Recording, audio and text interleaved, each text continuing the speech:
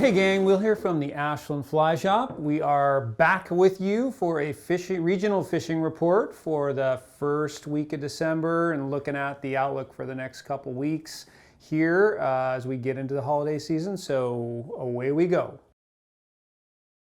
All right, we'll just jump right into it with the Rogue River and steelhead. As you know, we can fish summer fish really through this time. This would be sort of the later part of it, but as we've talked about before, it all depends on weather conditions, what we get, ease of fish getting up into the tributaries, hatchery fish, blah, blah, blah. So we've had kind of ongoing low water, cold conditions. We did have a pretty big storm system come through and drop a bunch of snow on us.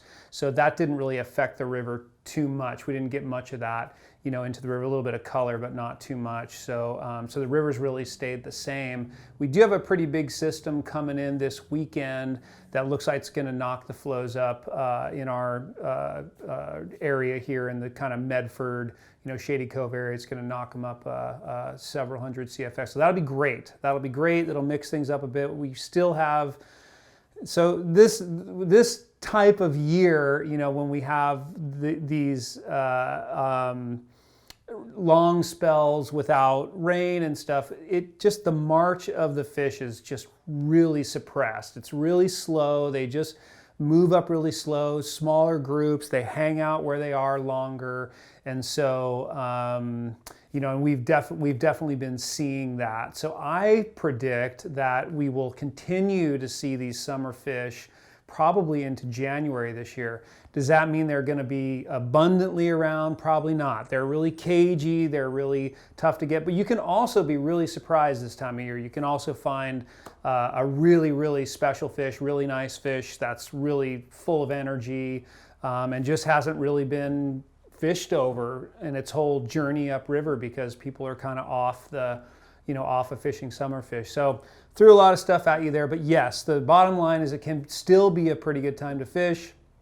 As we've talked about the last couple reports, tactics, and if you're nymph fishing, yeah, you're probably going to have really your best shot at getting multiple fish a day or whatever nymphing, because again, the water's really low and the fish get really holed up and stuffed around the tributaries waiting to go up them, and that can be good. But you can still swing them up, you can still find them here, but this time of year we're really looking for one, a couple fish a day kind of a thing. So, and that would be a good day. So the upper Rogue remains a good bet, 800, like 8 to 900 out of the dam.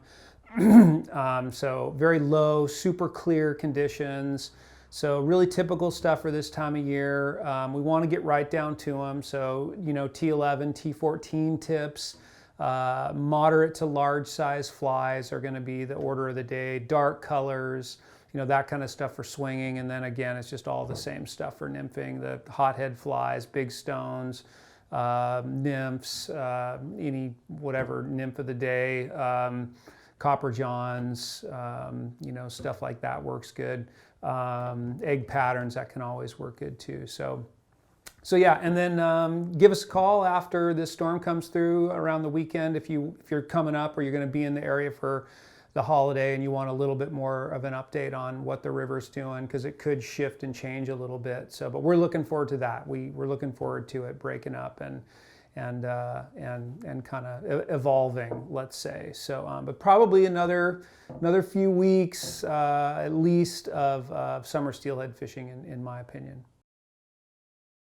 All right, let's talk about the Holy Water, a little trout stretch up there above the hatchery on the Rogue. So as you know, it's connected to the Rogue, so flows are the same. They're about 800, very, very cold water up there.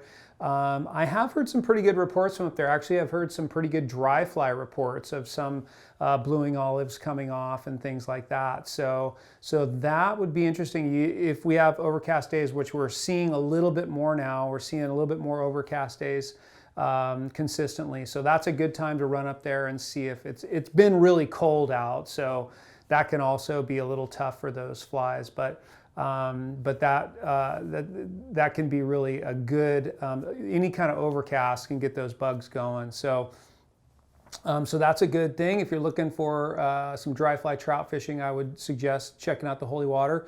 Also streamers. As it gets really cold and goes into this time of year, the fish can really get lethargic. So the streamer bite might taper off a bit. I've definitely spent some time in January looking around up there with streamers and had some pretty tough fishing. So we might be getting into that time, but I still would certainly give it a try. Streamers can be a really good off-season tactic up there. I mean, it can be good anytime up there, streamer fishing. So it'd be a good thing to try. But holy water would be a pretty good bet for some late season winter trout fishing up there.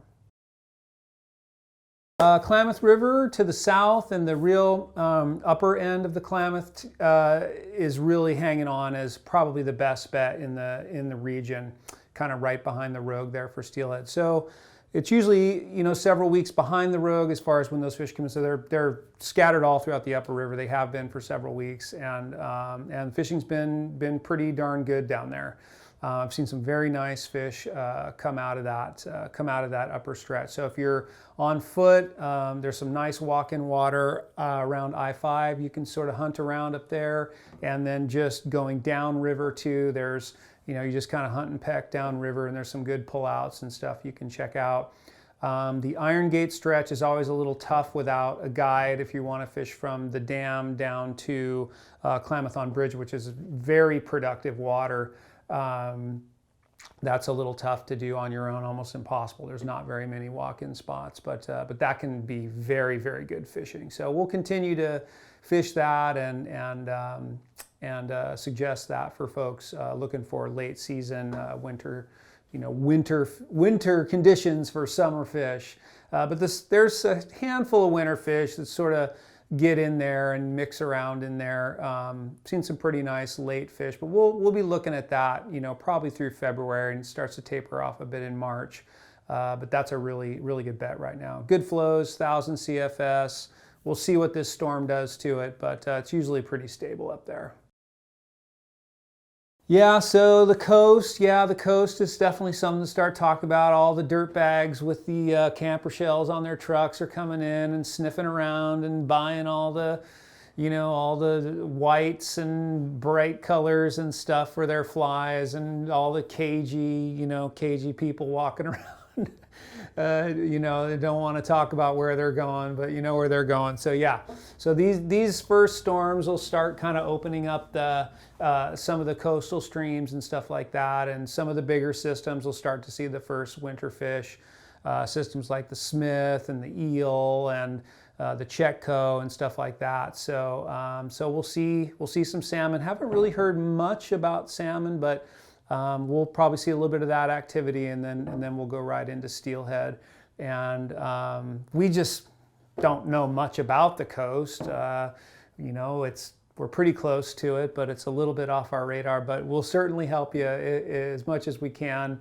If you want to give us a call or pop in, we can give you some suggestions. But as you know, it's a real challenge to pick that apart out there. So it's really, it can be a real challenge as far as timing everything and stuff. But there's a very, very special fish to catch out there on the coast. So we wish you luck with that. But definitely give us a call if we can help you with it. We certainly will. So that's what we're looking at in the region. Other kind of rivers of note that we love to fish this time of year, the Upper Sac in Northern California we talked about. That's open all year. That's a really fun winter fishery.